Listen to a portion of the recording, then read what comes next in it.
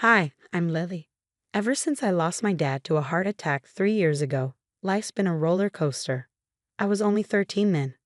Fast forward to now, I'm 16 and living in a house that feels less like a home each day. My mom remarried pretty quickly after dad passed, and suddenly I had a new family, my stepdad, and two step-siblings, Rachel and Jake. Rachel is 20, and she's probably the hardest to live with. We share a room, though she's claimed most of it for her booming online art business. She even convinced her dad to install a lock on the door. Just need to keep my things safe from prying eyes.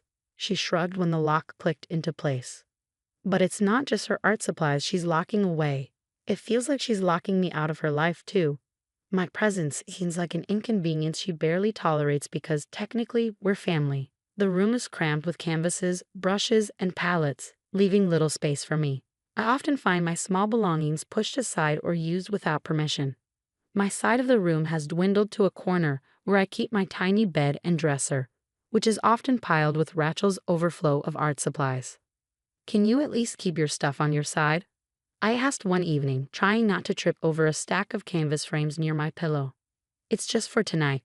I need to sort through them, Rachel said without even looking up from her phone. You can sleep on the couch, right? Living here, I cling to what little I have left of my dad. A few books, photos from our last vacation, and his watch, which I wear every day. These things are my treasures, the only connection to him as everything else in my life shifts. My stepdad is okay, I guess, but it's clear he's in Rachel and Jake's corner.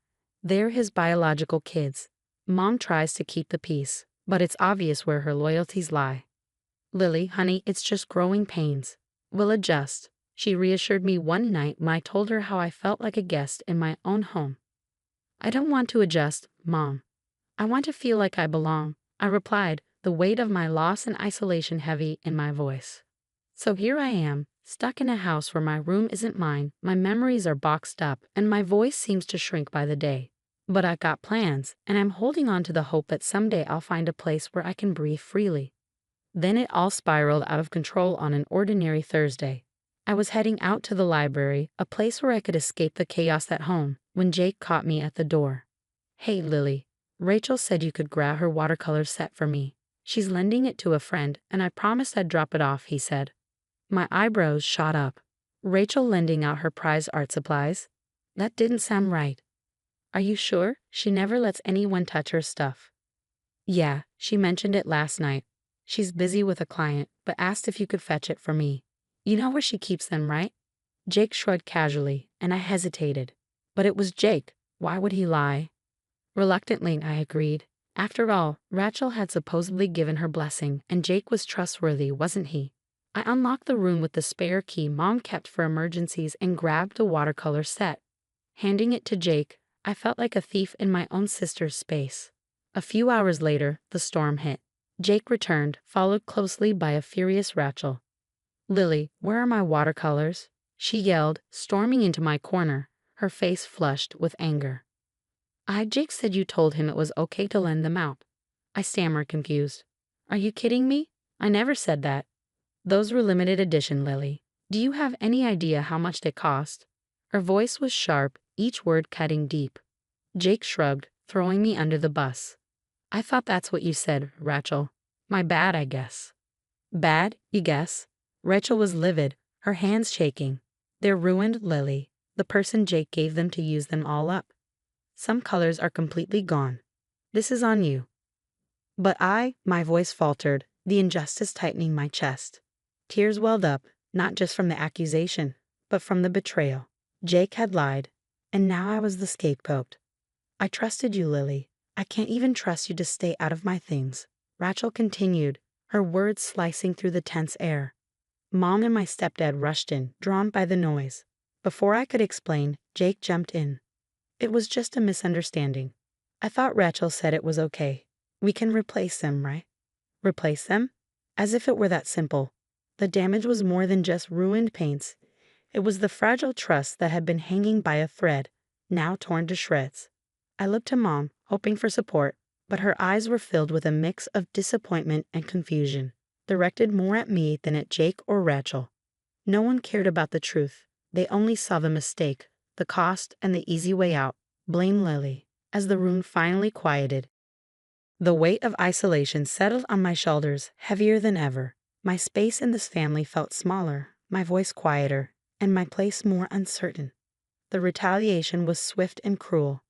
Later that evening, Rachel stormed into our shared room, still furious, her eyes scanning for something, anything, that could serve as an outlet for her anger. Her gaze landed on the one thing I cherished most, the scrapbook I had lovingly created as a memorial to my dad. It sat innocently on my bedside table, filled with precious memories, photos, letters, and small keepsakes, each a thread in the fabric of the bond we once shared.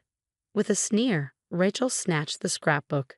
"If you think you can mess with my things and get away with it, you're sadly mistaken, Lily." "Rachel, please, not that. It has nothing to do with this." I lunged forward, desperation thick in my voice, but she was too quick, too angry. The sound of pages tearing was like the sound of my heart breaking. She flung the contents across the room, letters my father had written, photos of us in happier times, mementos from trips we had taken, scattered like they were worthless scraps of paper. "Rachel, stop, please." I choked out the words, but they fell on deaf ears. With each tear, each spiteful toss of her hand, a piece of my past, a piece of my dad, was desecrated. As the last pages were ripped out and thrown to the floor, Rachel stormed out, leaving a trail of destruction in her wake.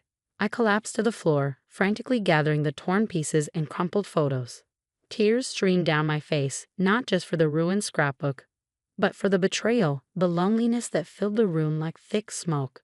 My mom and stepdad rushed in, their faces pale with shock at the devastation. My mom knelt down, her hands trembling as she picked up a torn photo. "Lily, I'm so sorry." "We'll fix this," she stammered, finally meeting my eyes as the reality of what had just happened sank in. "But some things can't be fixed."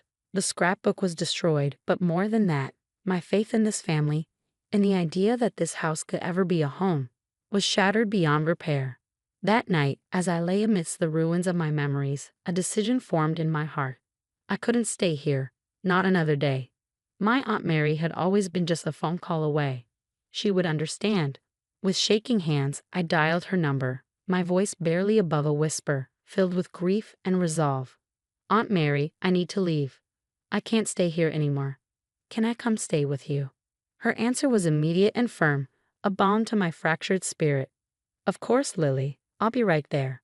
I packed a small bag with only the essentials, leaving behind the fragments of a life that no longer felt like mine. This wasn't just about leaving a house. It was a step away from a past that had been irreparably damaged, toward a future where I might finally find peace. The final straw had been pulled, the line crossed. As I sat amidst the torn pages and scattered memories of my father, the doorbell rang sharply, cutting through the heavy silence. Aunt Mary appeared in the doorway, her face filled with concern and determination. She didn't wait to be invited in. The sight of me on the floor, surrounded by the remains of my scrapbook, told her everything she needed to know. "What happened here?" Aunt Mary's voice was calm but carried a fierce edge. "They destroyed it, Aunt Mary," I whispered through my tears. "They destroyed everything." My mom and stepdad hovered awkwardly in the doorway, their faces a mix of shame and helplessness. "Mary, we can explain," my stepdad began. "There's nothing to explain." Aunt Mary cut him off, her gaze sweeping over the wreckage of my memories. "This is unacceptable. How could you let this happen?" My stepdad tried to defend himself. "We're handling it, Mary. We promise we'll make it up to her." "By doing what?" Aunt Mary shot back, her voice sharp as a blade. "By standing by while her heart is being torn apart. This isn't just about a scrapbook, it's about respect, about caring for each other. What kind of message are you sending your kids?" My mom's voice was small, almost pleading. "Lily, please, let us fix this. We can make another scrapbook, we can." "I don't want another scrapbook, Mom," I interrupted, my voice breaking. "It won't be the same. How can you not see that?" I stood up, clutching the broken pieces of my past. The pain was too deep, the betrayal too raw. Aunt Mary stepped forward, her decision clear. "Lily is coming with me. She needs a real home, a place where she feels safe and loved. Clearly she's not getting that here. But she's my daughter. You can't just take her away." My mom protested, her voice trembling as the reality of losing me dawned in her eyes. "I'm not asking for permission. Aunt Mary responded, her voice firm. "I'm telling you what's going to happen because of your inaction." She turned to me, her expression softening. "Pack your things, Lily. You're coming home with me." Numb, I nodded and moved mechanically to gather my belongings. Each item I placed into my bag felt like another severed tie to the place I once called home. My mom watched in silence, tears streaming down her cheeks as she began to realize that this was more than just a disagreement. This was me leaving. Truly leaving. As I zipped up my bag, I took one last look around at the walls that had witnessed my happiest moments and the deepest pain I ever known. This wasn't just a departure, it was an escape from the indifference, the cruelty, and the lack of compassion that had overshadowed my grief. "Are you ready, Lily?" Aunt Mary's voice was gentle, offering me comfort amidst the storm inside. "Yes," I said, my voice steadier than I expected. I was ready to leave behind the toxicity and start anew. Without looking back, I stepped out of the house, not just leaving a place, but moving away from the pain that had consumed me. The door closed softly behind me, marking the quiet end of a chapter in my life that I knew I would never revisit. Settling into Aunt Mary's house felt like stepping into calm after a relentless storm. Here, the walls didn't echo with arguments or simmer with silent tension. Instead, there was laughter over breakfast and long conversations that stretched comfortably into the evenings. For the first time in a long while, I wasn't just living in a house. I was in a home, a place where my feelings were respected, my grief acknowledged, and my voice was heard. As the days passed, I began to heal, slowly piecing together my sense of self and security. Aunt Mary became both a guardian and a confidant, her home a sanctuary where I could finally let my guard down. I was no longer a mediator or an outsider. I was simply Lily. "I hope you feel more at peace here, Lily," Aunt Mary would often say, her presence a constant source of comfort. "I do, Aunt Mary. It feels like I can breathe again," I'd reply, feeling lighter with each passing day. The weight that had once crushed me was slowly lifting. When Father's Day approached, I dreaded the familiar ache of remembering what I had lost. But this year was different. My family planned a small gathering to honor my dad, a day of remembrance and connection. The decision, however, was made without my mom. Uncle John, the unofficial patriarch of the family, was clear. "We feel it's best if she doesn't attend this year. It's about respect, Lily. We all need to respect what you've been through." Though it pained me to know my mom would be left out, I understood the necessity. It wasn't out of spite, but out of a need to acknowledge the weight of her inaction. Word of her exclusion spread, and soon my mom began sending messages, apologies, and pleas for understanding. "Lily, I miss you. I didn't realize how bad things had gotten. Please, let's talk." I read her words carefully. The old me might have caved, might have prioritized her happiness over my own well-being. But I had changed, shaped by the events that have forced me to confront things I never should have had to. "Mom, I need time," I responded, my voice steady in my mind. "What happened changed things. I'm not ready yet." Father's Day arrived, and I spent it surrounded by uncles, aunts, and cousins who respected my boundaries. Together, we shared stories of my dad, his laughter filling our memories, bringing smiles even through the sadness. As I looked around at the faces filled with love and understanding, I realized that this was what family was supposed to feel like. It wasn't about forcing forgiveness or sweeping pain under the rug. It was about standing up for each other, protecting each other, and holding one another up through the hardest times.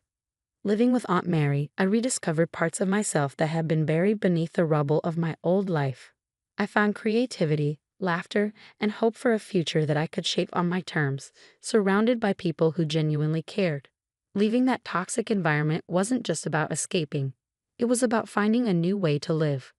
One that honored my feelings, respected my losses, and embraced me for who I truly was. In this new chapter of my life, I found not just peace, but a promise. A promise to always create spaces where I could thrive, not just survive. Now here's my question for you. Do you think it was right for Lily's family to exclude her mom from the Father's Day gathering to show their support for Lily? Or should they have found a way to include her and address the family's issues together? Let me know your thoughts in the comments below. Your perspectives add so much to our discussions, and I'd love to hear what you think. And if you enjoyed this story, don't forget to like the video and subscribe to our channel for more content. Your support helps us keep sharing these important stories. Thanks for watching, and I can't wait to read your comments. Hey everyone. I'm Sarah Thompson. I'm 28, juggling med school and waitressing at Joe's Diner to pay the bills. Then one day, this tall, handsome guy walks in, James Anderson, 30, a software engineer. He sits in my section, and I swear, the air changes. What can I get you? I ask, trying to sound professional.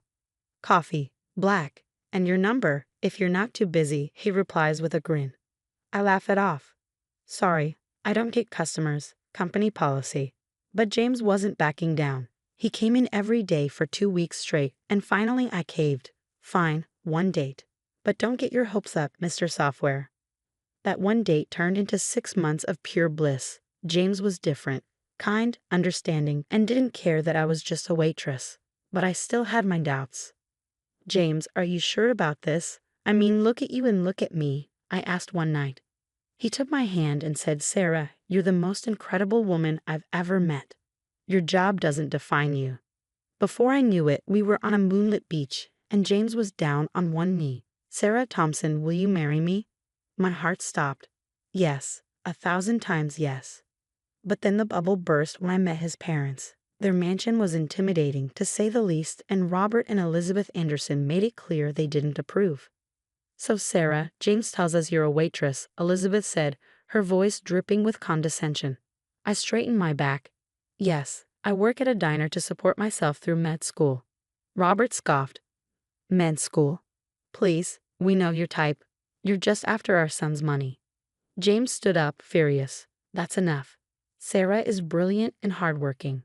I love her, and we're getting married. Robert's face turned red. If you marry this, waitress, you're cut off. No inheritance, no support, nothing. I felt sick. This wasn't how it was supposed to go, but then James took my hand, looked his father in the eye, and said, then I guess I'm cut off, because I'm marrying Sarah, with or without your blessing. As we left, I couldn't believe what had just happened. James, are you sure about this? It's your family. He kissed me softly. You're my family now, Sarah. We'll figure this out together. Walking away from that mansion, I knew things were about to get a whole lot more complicated. But with James by my side, I felt ready to take on the world, his stuck-up parents included. The months after our engagement were a whirlwind of stress and excitement. We were planning a wedding, pinching pennies wherever we could. Just when things seemed impossible, James's sister, Emma, reached out. We met in a quiet cafe, away from prying eyes. I can't openly support you guys, she whispered, sliding an envelope across the table. What I want to help. Inside was a check that made my eyes widen. Emma, we can't. You can, and you will. It's my money, and I believe in you too. Meanwhile, the Andersons were doing everything they could to ruin us. Rumors spread like wildfire. I was a gold digger, a liar, even a criminal. It got so bad that Joe, my boss at the diner, called me into his office one day. Sarah, I'm sorry, but I have to let you go. The Andersons are threatening to pull their business investments if I keep you on. I was devastated. That job had been my lifeline through med school. James was livid when I told him. They can't do this. It's not right. But it wasn't just his parents. At James's bachelor party, his childhood friend Michael showed his true colors. Dude, you're making a huge mistake, Michael slurred. That waitress is just using you. Through it all, my best friend Lisa was my rock. She helped with decorations, taste-tested cakes, and kept me sane. Girl, you're going to be the most beautiful bride ever, she said during our final dress fitting. Some of James's work buddies stepped up too. They pulled together for a honeymoon fund, insisting we needed a proper getaway. Finally, our wedding day arrived. The small church was decorated simply but beautifully. As I walked down the aisle, my heart swelled.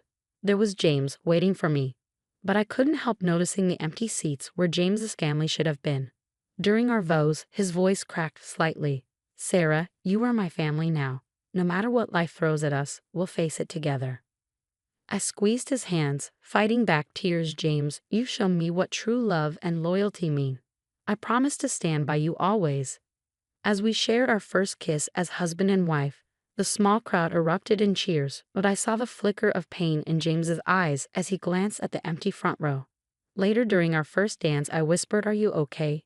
He pulled me closer. "I have you. That's all I need." But I knew the absence of his family was a wound that wouldn't heal easily. As we swayed to the music, I silently vowed to make sure James never regretted choosing me, no matter what it took. The reception kicked off, and I played my part perfectly, the humble waitress bride, grateful for every small gesture. I could practically feel the pitying looks from some of James's colleagues who'd shown up despite the drama. Such a lovely, simple wedding, one woman commented, her smile not quite reaching her eyes. I nodded and thanked her, biting my tongue. James sensed my discomfort and squeezed my hand. Suddenly, there was a commotion at the entrance. In walked Dr. Harry Chen, the dean of my medical school, and Dr. Marcus Foster, chief of surgery at Central Hospital. My heart raced. This was it. "Sorry, honey," I said to James.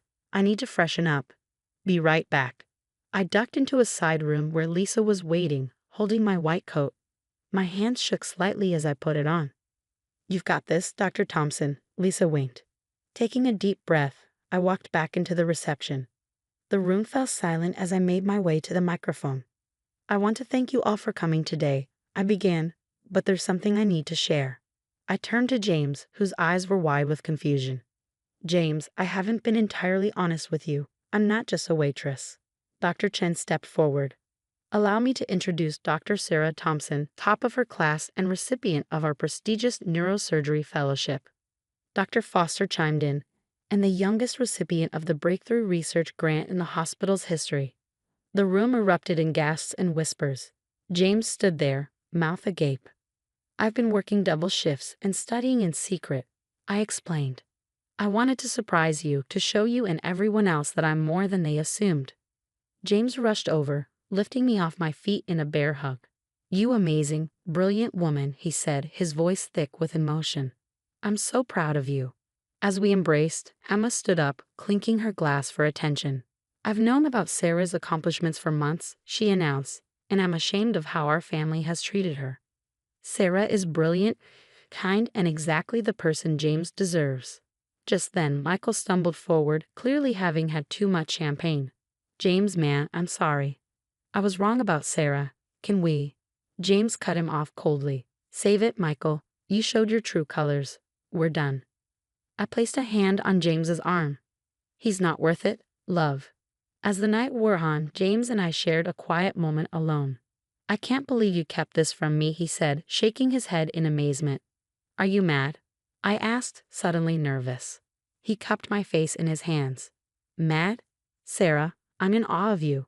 You're the most incredible person I've ever met." A few days later, James and I jetted off to Bali for our honeymoon, finally able to relax after months of stress and secrecy. We spent 2 blissful weeks exploring temples, lounging on beaches, and just being together, free from drama.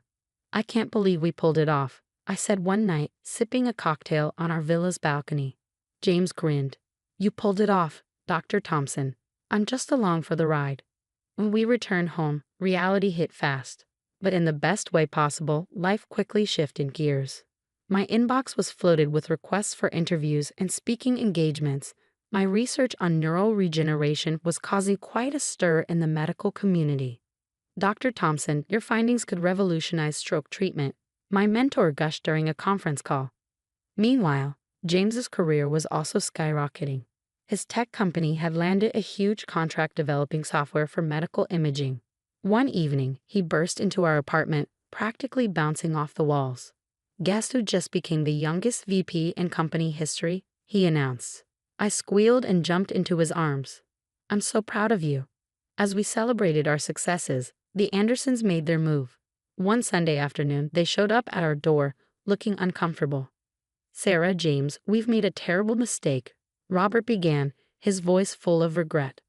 Elizabeth chimed in, "We'd like to make amends. Perhaps we could all have dinner." "No," James said firmly, cutting them off. "You had your chance. We're done." I nodded, backing him up. "Please leave.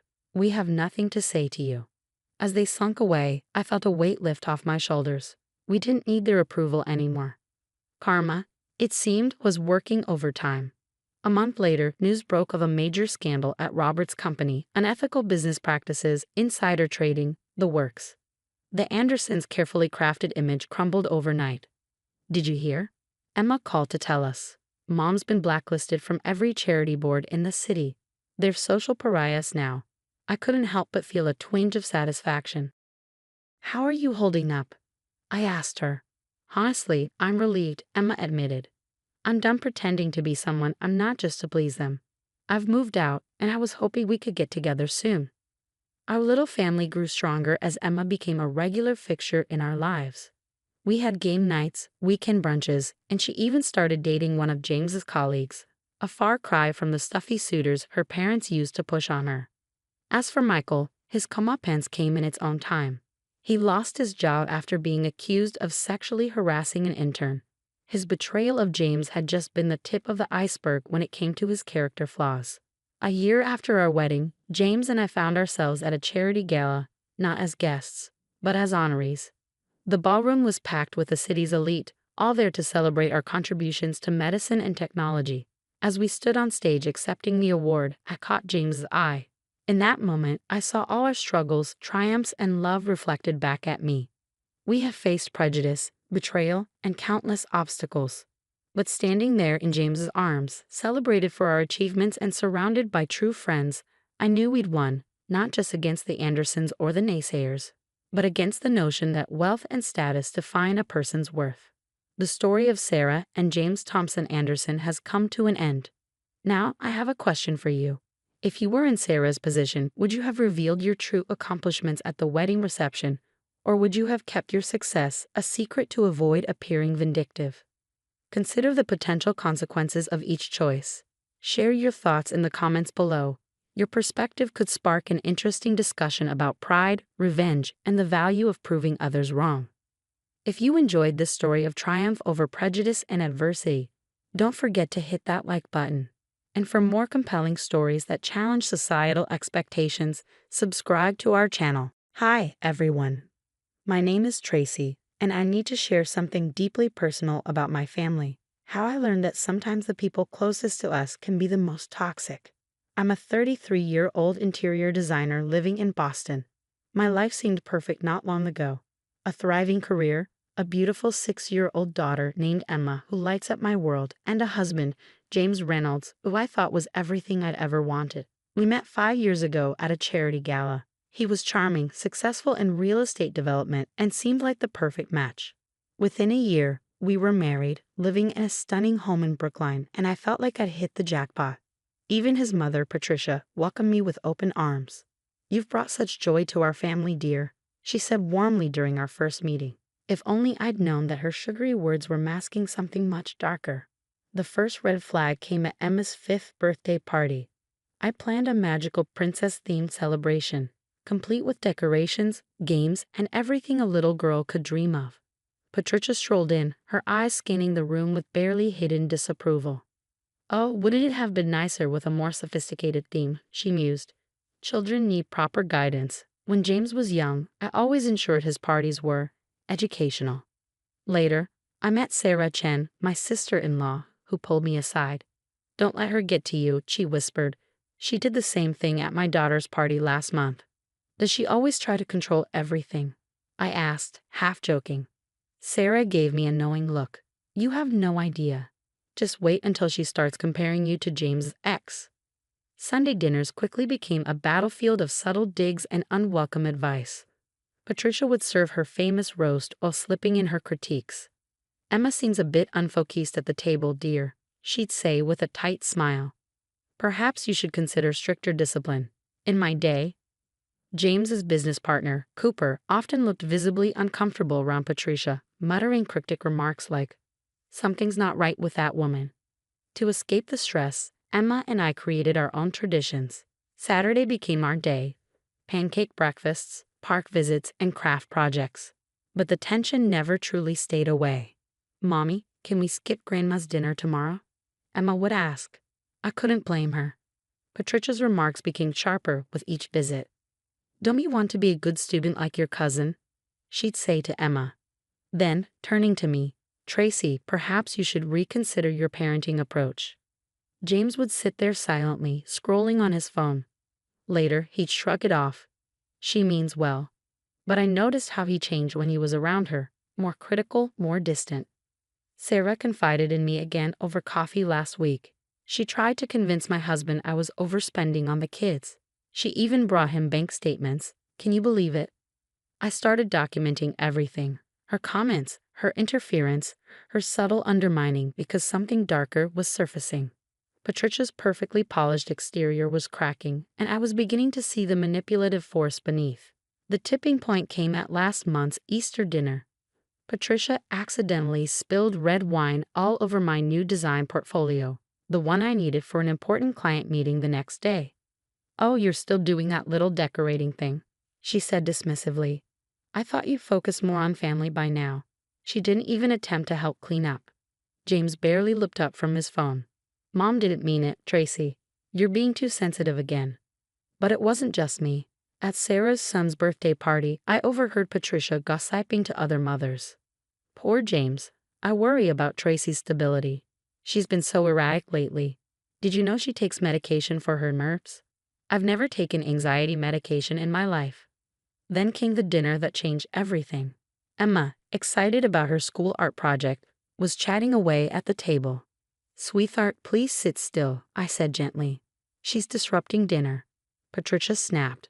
Turning to James, she barked, "Your daughter needs discipline." Before I could respond, Patricia grabbed Emma's arm and marched her downstairs. The sound of the basement door locking sent chills down my spine. "She needs to learn," Patricia said coldly, pocketing the key. "This is how we handled James when he misbehaved," Patricia said with a chilling smile, her words hanging heavy in the air. Below us, Emma's cries echoed from the basement. "Where's my mommy?" she sobbed. I bolted from my chair. "Give me the key, now." "You're being hysterical, Tracy," James said, his tone clipped, as if I were the one out of line. Patricia waved a hand dismissively. "Emma was just playing down there," she claimed later, after I'd already called the police. "Stop making a scene." That night, while James was in the shower, his phone lit up with messages from Patricia. One caught my eye. "We need to handle the situation before she ruins everything. Remember what happened with Rachel? We can't let that happen again. I've already spoken to Dr. Harrison about getting her evaluated." My hands shook as I read those words. Who was Dr. Harrison? What had happened with Rachel? The next day, James pulled me aside at work. His expression was grave. "Tracy, listen carefully. Something's not right with the company finances. Patricia's name is on documents she shouldn't be involved with. Be careful." "What do you mean?" He hesitated. "Last time someone questioned her involvement, they were forced to resign under serious allegations." "What kind of allegations?" "The kind that ruin careers and families. Watch your back. Patricia has friends in high places." I didn't have long to process his warning. That night, I overheard James on the phone. "Yes, Mother. I understand. Tracy won't be a problem much longer. Emma still has nightmares about the basement. She wakes up crying, clutching me, whispering, 'Don't let Grandma take me.' This isn't just about control anymore. Something bigger, something darker, is unfolding, and I need to uncover it before it's too late." The first step was digging deeper. After the basement incident, Sarah invited me to a quiet cafe, far from prying eyes. "Rachel," she said, lowering her voice. "James' ex-fiancée. She didn't actually have an affair. Patricia set the whole thing up, hired a guy to fake photos. I found out through my husband's old emails." My stomach turned. "How do you know all this?" "Because she tried the same thing with me. Said if I didn't give up my job, some compromising photos might just happen to find their way to my husband." I decided to play Patricia's game. I accepted her insincere apology about the basement and pretended to make peace. Meanwhile, I hired a private investigator. The results were shocking. "Your mother-in-law visits your office building regularly when you're not there," the investigator reported. "She's been meeting with your biggest clients. Within a week, 3 clients canceled their contracts. We heard you're having personal problems," they said awkwardly. The walls were closing in, but James surprised me by calling a secret meeting at a diner outside of town. His hands trembled as he slid a USB drive across the table. "Tracy, it's all here," he whispered. "Patricia's been using my company to launder money. Those luxury condos downtown, they're fake projects. The money's coming from somewhere else." "And you?" I asked, dreading the answer. "I sign whatever she puts in front of me," he admitted, his voice barely above a whisper. "Always have. But it's not just me. She's doing this to everyone in the family." I reached out to James's sister, Amanda, at her yoga studio. Her eyes filled with tears. She controls everything, Amanda said. My business loan? It's actually my inheritance, but she made me sign papers saying I owe her. She's done the same to David and Lisa. As I dug through old records, I discovered a history of domestic violence complaints against Patricia, all mysteriously dropped. Keep playing nice, Sarah advised. Document everything. So I did. I started wearing a discreet recorder to every family gathering. Last Sunday, I hit gold. Really, James, Patricia said, not knowing I was just around the corner. Once we get rid of her like we did Rachel, everything will go back to normal. The company can't afford questions right now. But Emma, she'll forget about her mother eventually, just like you forgot about your father after I sent him away. Her words hit me like a punch to the gut. James's father hadn't abandoned them, as Patricia always claimed. What had she done to him? The more I uncovered, the more sinister her schemes became. Regulators were starting to notice her sloppy mistakes. James showed me documents Patricia had tried to force him to sign, backdated contracts, and falsified statements. In his office, I found evidence she'd been stealing from her other children's trusts for years. She'd even forged James's signature to gain power of attorney over Emma's college fund. We're all trapped, Amanda confided. She has dirt on everyone. I stared at my phone, another missed call from Patricia lighting up the screen. It was time to spring the trap. Of course, I'll come to dinner Sunday, Mother, I said, my voice as sweet as honey.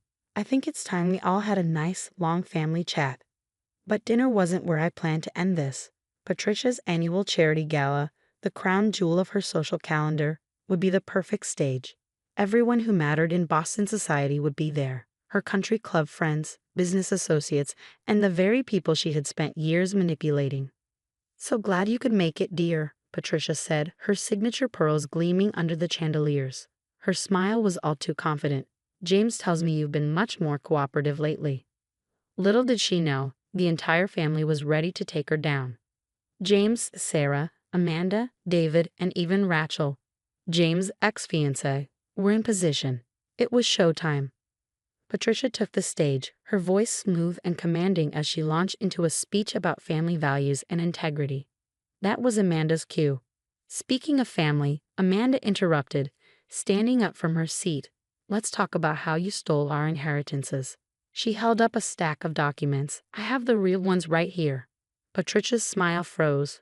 Amanda, dear, you're confused.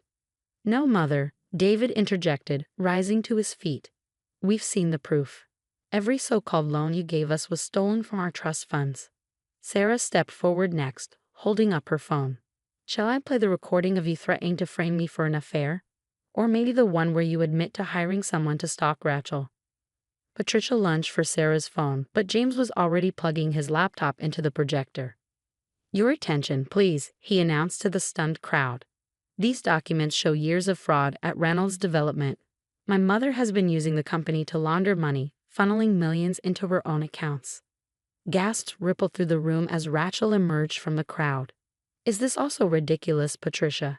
She said, her voice steely. Like how you faked photos of me cheating? Or how about we discuss what really happened to James's father? Pandemonium broke out. Patricia's carefully curated world crumbled before her eyes. Her country club friends backed away in disgust as police officers entered the room, escorted by SEC agents James had already tipped off. You ungrateful little. Patricia hissed at me, venom dripping from every word. I'll destroy you like you destroyed your husband. Smiling coldly, I reached into my bag and pressed play on my recorder. Her voice echoed through the room. Once we get rid of her, everything will go back to normal. Emma will forget about her mother, just like James forgot about his father after I sent him away. The truth about James's father finally came to light, and Patricia's empire crumbled under the weight of her crimes. 1 year later, life looks completely different now. My design firm is thriving, expanding into New York, and Emma's nightmares have all but vanished with the help of therapy. She loves her new school, her smile bright and unafraid. Patricia, on the other hand, is facing multiple lawsuits from enraged investors. Her assets are frozen, her once gilded reputation is ruined, and her social circle has abandoned her. Last I heard, she's living in a tiny apartment, utterly alone. James lost everything in our divorce. The SEC investigation revealed he had knowingly participated in Patricia's schemes, signing off on fraudulent deals for years. After serving a brief sentence, he moved to Ohio, working at his cousin's car dealership. Yesterday, I received a tear-streaked letter from Patricia. "I'm sorry for everything. Can we talk?" I didn't read past the first line. I shredded it and tossed it into the trash. "Mommy, can we get ice cream?" Emma asked this morning, her eyes sparkling. "Of course, baby," I said, looking around our peaceful new home. Surrounded by true friends like Sarah and Amanda, I felt a deep sense of peace. We'd done it. We were free. The best revenge wasn't just exposing Patricia's lies or seeing her empire fall. It was this: happiness, success, and a life completely free from toxic people. Patricia, she's just a cautionary tale now, one I tell other women when we talk about trusting our instincts. Sometimes the only way to win is to walk away and let karma do the rest. Would you have exposed Patricia immediately, or would you have played the long game like I did to bring her entire empire crashing down? Let me know in the comments. Hey there, I'm Acacia. I'm 32, crushing it at my law firm, and married to Derek, who I once thought was the man of my dreams. On the surface, life seemed perfect. But then came the in-laws. Let me tell you about the family I married into. It was one of those dreaded monthly dinners at Derek's parents' place. From the moment we walked in, I felt like I was tiptoeing over landmines. The tension was thick enough to choke on. Acacia, dear, my mother-in-law, Martha, greeted me with that signature, tight-lipped smile. "I see you're wearing pants again. Don't you own any dresses?" Her words dripped with disapproval. I forced a smile. "I came straight from work, Martha." "Big case." From the armchair, Derek's father, Robert, grunted. "Work, work, work. When are you two going to start thinking about giving us grandchildren?" Derek stiffened beside me. "Dad, we've talked about this. We're focusing on our careers right now." And then, like clockwork, Derek's sister Emma burst into the room, her voice a little too chipper. "Hey, everyone. Acacia, love your top. Is it new?" Something about Emma's constant perkiness always set me on edge. She was nice enough, sure, but something was always off. As we moved to the dining room, I couldn't help but notice the display cabinet crammed with glittering heirlooms. Martha caught me looking. "Beautiful, aren't they? These pieces have been in the family for generations. Of course they'll go to Emma one day. Family tradition, you understand." Her tone was sweet, but the message was clear. I wasn't truly part of this family. Dinner was no better. The subtle, and not so subtle, digs kept coming. Martha managed to spill wine all over my white blouse. Robert questioned every career choice I'd ever made, and Emma just kept throwing me these strange, almost guilty glances. Finally, after what felt like a lifetime, Derek and I were driving home. "That wasn't so bad, right?" he asked, ever oblivious. I couldn't hold it in anymore. "Are you serious? Your mom basically called me a bad wife. Your dad thinks I'm obsessed with my career. And don't even get me started on Emma's fake compliments." Derek sighed, shaking his head. "You're overreacting. They're just traditional. Give it time." I had given it time, 3 years in fact. Something had to give. The next morning, I met up with my best friend Zoe for coffee. "Girl, you won't believe the night I had," I vented, diving into the whole disaster. Zoe listened, her eyes widening with every detail. "Acacia, this isn't normal," she said, her voice steady but serious. "The way they treat you, it's not okay."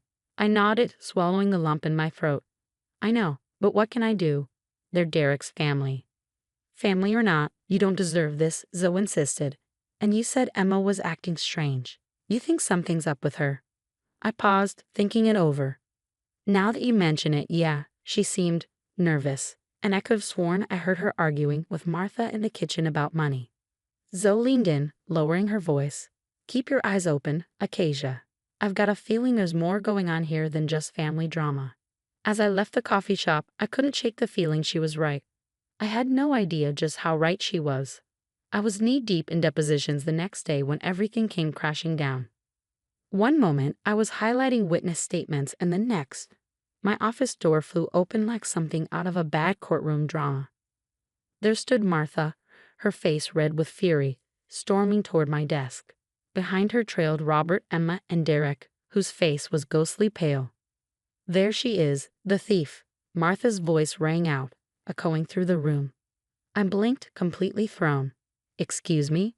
I managed to get out, my mind racing.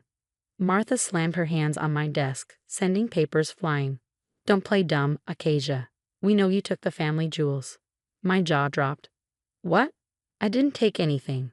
By now, a small crowd had gathered outside my office, colleagues whispering, their eyes wide with curiosity.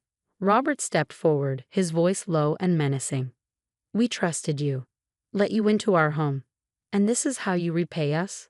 By stealing our heirlooms?" I felt like I was trapped in a nightmare. "I swear, I don't know what you're talking about. I would never."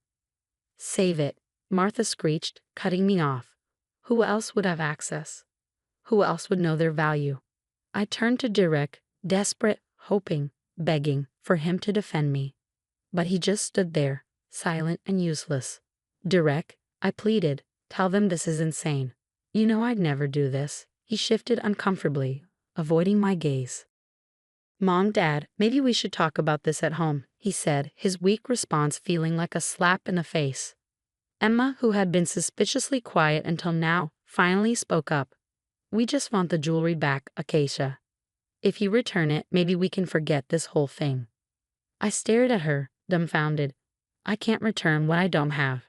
I didn't take anything." Before I could say more, my boss, Mr. Jacobson, stepped in. "I think it's time everyone calmed down. This is a place of business, not a courtroom." As security escorted Derek's family out, I could still hear Martha's shrill voice echoing down the hallway. "We'll go to the police. You won't get away with this." The aftermath was brutal. Whispers followed me everywhere. Colleagues who once respected me now looked at me with suspicion and pity. I could feel their eyes on me, questioning everything. Later that evening, back at our apartment, the fight I knew was coming finally exploded. "How could you just stand there?" I demanded, my voice shaking with anger. "Why didn't you defend me?" Derek ran his hands through his hair, clearly frustrated. "What was I supposed to do, Acacia? They're my family. And I'm your wife," I snapped. "Or does that mean nothing to you?" He sighed, the sound heavy with exhaustion. "Of course it does. But you have to admit, it looks bad. The jewelry goes missing, and you're the only outsider. Whoa." I cut him off, furious. "Outsider? Is that what I am to you?" "To them. After 3 years of marriage." "That's not what I meant," he backpedaled. "I'm just saying from their perspective." "Their perspective is wrong," I snapped. "And the fact that you're even entertaining the idea that I might be guilty, I can't believe this." That night, as I lay in bed, unable to sleep, my mind raced. Something wasn't adding up. The timing of the accusation, the way Emma had been acting at dinner, it was all too convenient. I grabbed my phone and fired off a text to Zoe. "You were right. Something weird is going on with Derek's family. I need your help." Her response came almost instantly. "I'm on it. We'll figure this out, AK. No one messes with my girl and gets away with it." For the first time in days, I felt a glimmer of hope. I didn't know what was really going on. But one thing was clear. I wasn't going down without a fight. Someone was trying to set me up, and I was going to find out who and why, if it was the last thing I did. The next few days were a blur of whispers and sideways glances at work. The weight of suspicion was suffocating. Then my phone buzzed. An unknown number. "Is this Acacia? It's Lily, Emma's friend. We need to talk. It's about the jewelry." My heart raced. When and where? We met at a quiet cafe across town. Lily looked nervous, fidgeting with her coffee cup. "Emma's in trouble, Acacia," she whispered. "She's the one who took the jewelry." I leaned in, barely breathing. "What? Why?" Lily's voice dropped even lower. "She's been using drugs. It started with pills, but now, it's bad. She needed money for her dealer." My mind reeled. But why blame me? "Martha found out," Lily explained, her voice trembling. "She was furious, but more worried about the family's reputation. So they decided to pin it on you." I felt sick. "Do you have any proof?" Lily nodded and slid an envelope across the table. Inside were photos of Emma at a pawn shop and text messages about drug deals. "I'm sorry," Lily said, tears welling in her eyes. "I should have come forward sooner, but I was scared. I didn't want to betray Emma, but this isn't right." I left the cafe in a daze, my mind spinning. I had to confront Derek. Back at our apartment, I laid everything out in front of him. Lily's confession, the photos, the texts. Derek's face went pale. This can't be true. Emma wouldn't. Wake up, Derek, I said, my voice cold. Your precious family isn't as perfect as you think. Your sister needs help, and your mother, she's protecting her at my expense. Derek slumped onto the couch, his head in his hands. I don't know what to say. How about, I'm sorry for not believing you, Acacia. Or, I'll stand by you and help clear your name. He looked away, unable to meet my eyes. Zoe and I spent the next day gathering every shred of evidence we could. We tracked down the pawn shop owner, got security footage, and even found Emma's dealer, who was more than happy to talk once we mentioned the possibility of a reduced sentence. With everything in place, I called Derek. Family meeting tonight. Everyone needs to be there. Acacia. I don't think. This isn't a request, Derek. Be there or don't bother coming home. That evening, the tension in Derek's parents' living room was thick enough to cut with a knife. Martha glared at me, her eyes full of venom, while Robert shifted uncomfortably. Emma wouldn't look at anyone. What's this about, Acacia? Martha snapped. Come to confess. I took a deep breath. Actually, I'm here to clear my name and to help Emma. Emma's head snapped up, panic flooding her eyes as I began laying out everything. The photos, the text messages, the pawnshop receipts, one by one. I presented the evidence. With each piece, the color drained from Martha's face. Emma's been struggling with addiction, I said gently. She took the jewelry to pay for drugs. Derek looked like he'd been punched in the gut. Emma, is this true? His voice was barely above a whisper. Emma broke down into sobs. I'm so sorry. I didn't mean for it to go this far. I never wanted this. Robert shot to his feet, his face crimson with rage. You knew about this, he bellowed at Martha. Martha's carefully composed mask cracked. I was trying to protect her, to protect our family name. By destroying mine, I shot back, my voice trembling with controlled anger. By accusing me of theft. Derek finally found his voice. Mom, how could you? And Emma, why didn't you come to us for help? Emma's sobs deepened. I was ashamed, scared. Then it spiraled out of control. The room exploded into chaos. Accusations, apologies, and blame ricocheted through the air. But I stood firm, cutting through the storm with a clear, steady voice.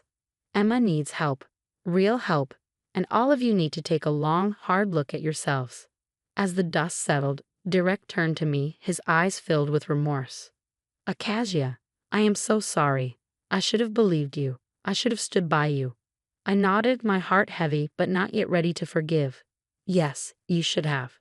The next few months were a whirlwind. Emma entered rehab, facing the consequences of her actions, but also getting the help she desperately needed. Martha and Robert started family therapy, unraveling years of enabling behavior and misplaced priorities. As for me, I threw myself into my work, rebuilding my reputation with the truth finally out. My colleagues, once suspicious, now rallied around me. 6 months after that fateful family meeting, I made partner at the firm. Derek and I, well, that was complicated. We were in counseling, slowly working through the breach of trust. Some days were better than others. I'm proud of you, he said one evening, his voice soft as we sat in the quiet of our apartment. The way you handled everything. You're incredible. I smiled, feeling a warmth I hadn't felt in months. Thanks, I'm proud of me too. We were taking it day by day, rebuilding our relationship on a foundation of honesty this time. It wasn't easy, but it was a start. As for Martha and Robert, our relationship was civil but distant. They were trying. I'll give them that. But some wounds take longer to heal than others. Looking back, I realized how close I'd come to losing myself in their lies. But I stood my ground, fought for the truth, and came out stronger. If I've learned anything from this, it's that the truth always finds a way out. And when it does, you better make sure you're on the right side of it, because in the end, your integrity is all you've got. Everything else, just noise. Now let's step back for a moment. Imagine yourself in Acacia's shoes. Your spouse's family falsely accuses you of a crime, and your partner fails to defend you. Where would you draw the line? Is there a way back from such a betrayal, or would this mark the end of the relationship? Family loyalty versus marital commitment. The challenge of addiction within families, the lengths people will go to protect their reputation. Navigating these waters is anything but simple. Would you fight to clear your name like Acacia did, or would you walk away? Is forgiveness possible after such a profound breach of trust? Share your thoughts in the comments. If this story resonated with you, please like the video and subscribe for more thought-provoking content. Your support helps us continue sharing intense, real-life inspired narratives. We look forward to reading your responses and engaging in this important discussion.